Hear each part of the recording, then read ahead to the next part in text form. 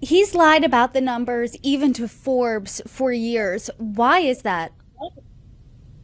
Donald Trump cares an immense amount about what people think he is worth.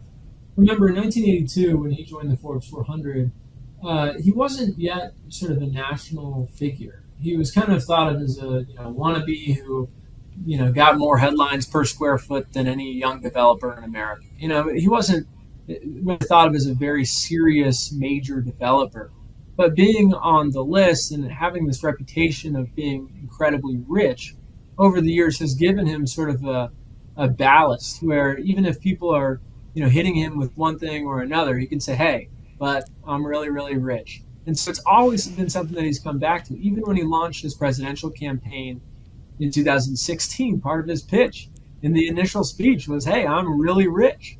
That's his whole thing. And he cares about it to his core more than almost anybody else in the world, definitely more than anybody in the United States.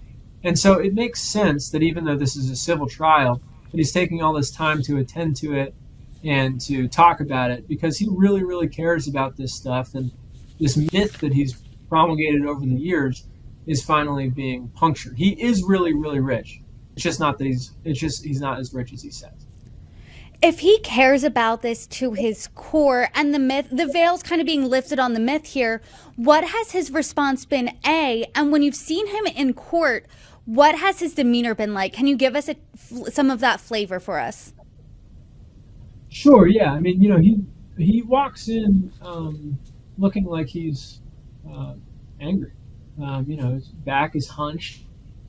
He's got a stern look on his face. He's not looking at anybody in the crowd most days, including the attorney general. He just marches straight to the desk where he sits. And when he walks out, he looks again like he's moving slowly. His back is arched. This is a trying thing for him. Once he gets in front of the cameras, he lights up.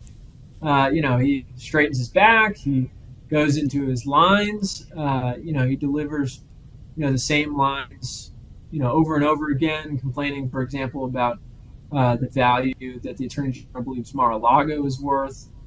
So he's got sort of his talking points that he goes back to, and he's going to keep sticking to those talking points and saying that this is all a hoax and trying to discredit anybody who is questioning his numbers. That includes the judge, that includes the attorney general, that includes members of the media.